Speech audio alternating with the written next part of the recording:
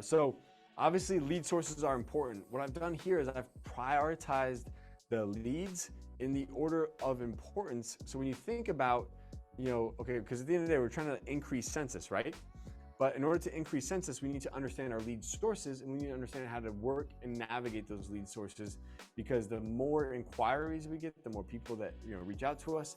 Obviously, this is going to have a big impact on our overall census, right? So how do we get and maximize the most amount of leads or inquiries from our community? Well, number one, and this still today is hands down the number one way to generate leads, is going to be the internet through Google. So Google search, any sort of search engine optimization, as well as paid ad spend.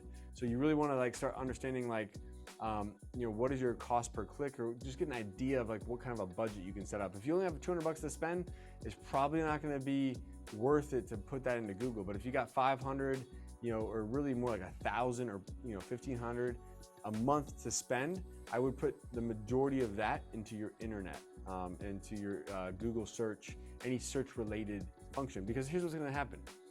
People that are searching for this service have a higher chance of needing it today than someone that you might be marketing to that may never need it for 3 or 4 years from now.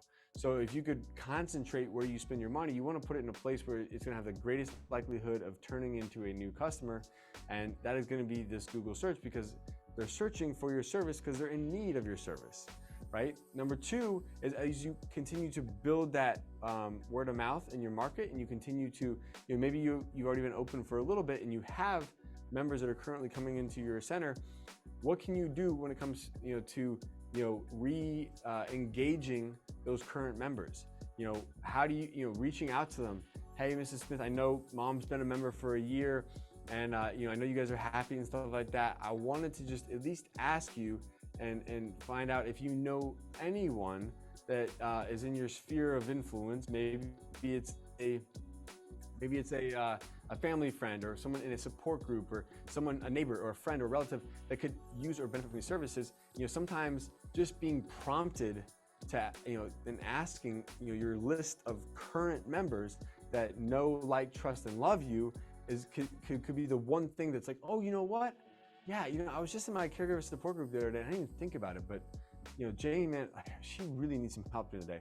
You don't know how that one conversation could potentially turn into another lead for you. So kind of just in a polite way, reminding your current members who you already have their attention. They're already engaged with you.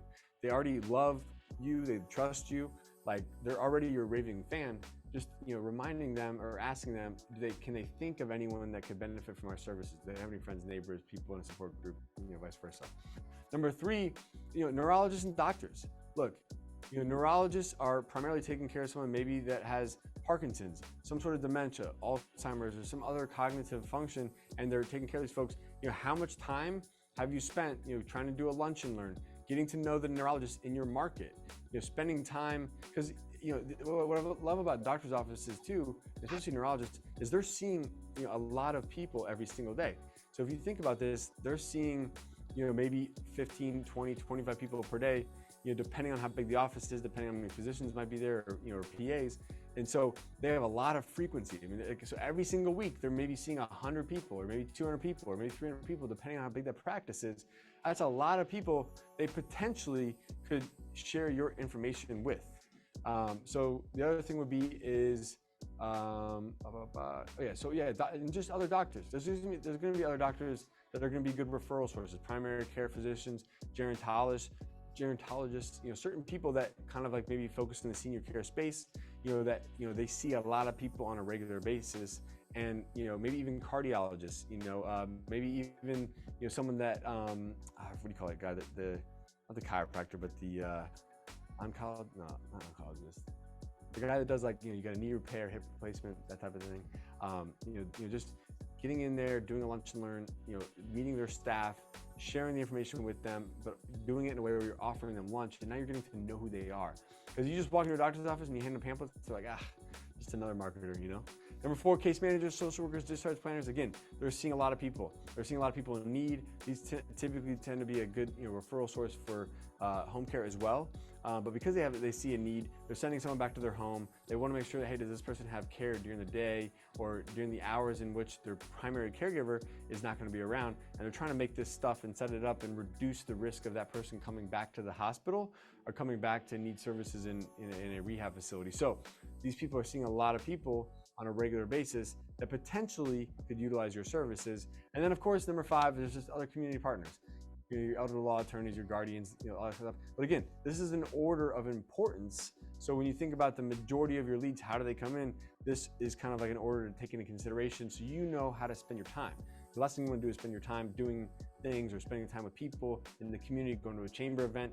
But like the guy at the chamber event, maybe he has like, a handful of people occasionally, over the course of years that might need your service. Whereas the neurologist, he sees people every day that could use your service, right? So just understanding, like, when you're marketing to someone, like, what does their audience look like, and is it in alignment with your audience? Hey guys, thank you so much for joining me. If you'd like to learn how to open your own adult daycare center, go to adcpro.com. If you'd like the latest business tips, click here, and make sure you subscribe to our channel, click here. We'll see you guys next time.